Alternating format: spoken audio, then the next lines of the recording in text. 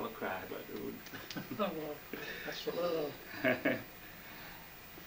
After reading some of the history that we have, we just want to look into some of your personal life, like where were you born? Where was I born? Yes, sir. In Wealthy, Oklahoma. A little rural community down south of Bristol. And I remember from the pulpit you would share a lot of things as you were being raised about some of the testimonies of your parents, you know. And the one that always stuck with me is that your mom had a special reading room that she had when all the kids were in the house and she needed a quiet place to go, and she'd be walking outside. Could you tell us, do you remember, recall any more that you can tell us about your parents? Well, it's a little bit gross. The only privacy she had with all those kids, she'd get up early in the morning and go out through the garden to the old outdoor toilet. That was before we had indoor plumbing. And that's the only place she could have privacy to pray. Mm-hmm. I'd be in bed and she'd be coming back from her prayer time out there, and I could hear her singing, oh happy day, since Jesus washed my sins away. He taught me how to watch and pray and come rejoicing every day. And I wasn't a Christian at that time, and I thought, how can that woman sing that song with an abusive husband and such, and all these children? How can she possibly do that? Mm-hmm. So now you understand that. Now I know. Yeah. Amen. And you know, when you first gave your heart to the Lord, you remember those circumstances? Yes, it was unusual. I was 26 years old, and I was brought up in church and quit when I was about 13. I never was saved and went into deep sin, but then I spent 4 years in the military during the Korean War, and then after I got out, I met this girl that later become my wife, Irma, and the kind of girls that I'd been accustomed to running around with was the kind you didn't bring home to mama, you know. But there was something about her that I just couldn't figure out.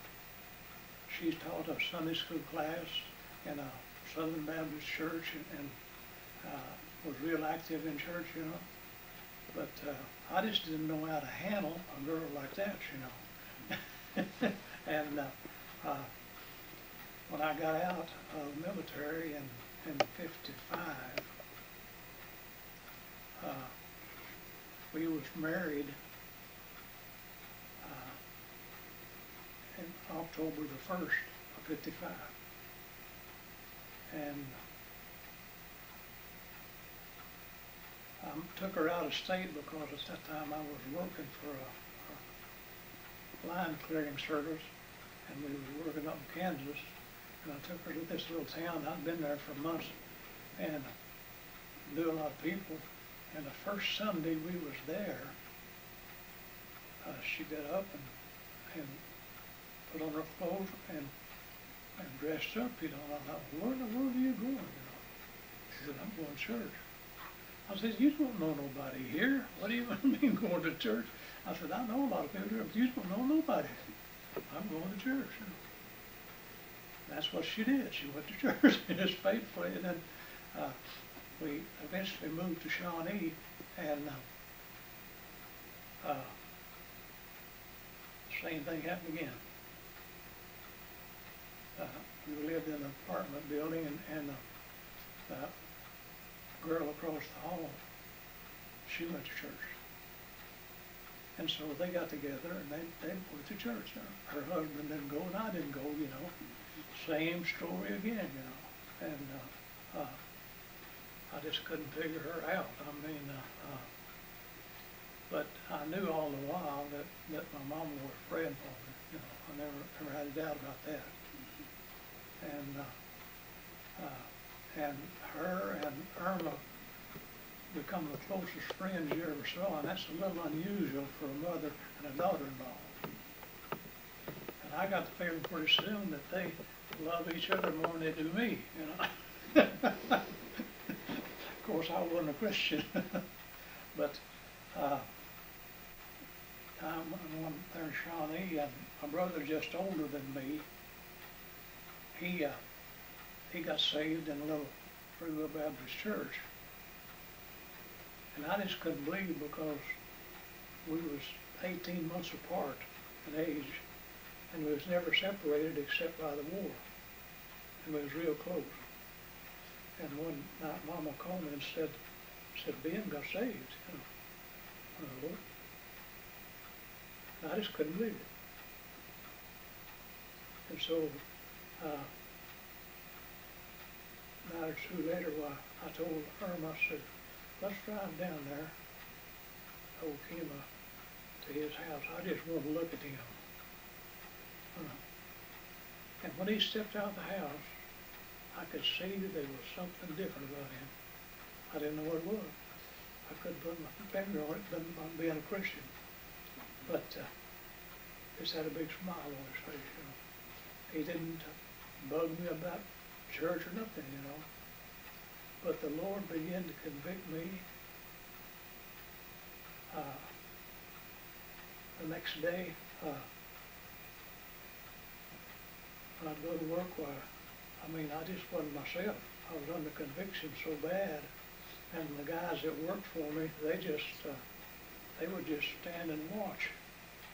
They thought maybe I'd slipped a cog somewhere, you know. And anyhow,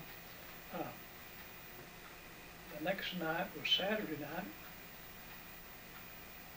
and I said, let's go back down there at that church,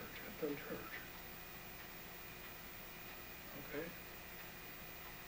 And I went, and the little pastor they had was a guy I knew all my life, and as a sinner, he was one scoundrel, and I was too. I thought he was the sorriest guy in the world. He had the same opinion of me, and we was both right. But anyhow, he preached about 5 minutes, because he was just starting out, you know. And when he concluded the sermon, he just stepped off the platform and come walking back there straight to me. And he put his arm on my shoulder. He said, "Isn't the Lord dealing with you?" I just lied like a dog. I said, "I don't feel a thing." I was about to squeeze the back of the pew in two, you know. I was under conviction so bad, and left. And another miserable day, and I went back again. And by that time, I knew that the time had come. For I don't know how many years, I'd say probably 10 years, the devil had convinced me that I couldn't be saved, because I'd been raised in church and I knew a little of the Word. I was different from other guys, he would tell me. He said, "Now, they don't know any better when they commit these sins, but you know better. And because you knew better and didn't do it, that God can't save you." And I believed that, but when I went back that last time, and I had one thought in mind, that I was going to try to get saved. And I couldn't tell you a word that preacher said. And before he said, "Amen" for the altar call, here I went, you know. And the wrestling was on. I mean, the devil whispering in one ear and God in the other, you know. And finally, after a long time, I said, "God, you may not be able to save me, but I'm going to try to live for you anyway." And when I made that commitment, the work was done.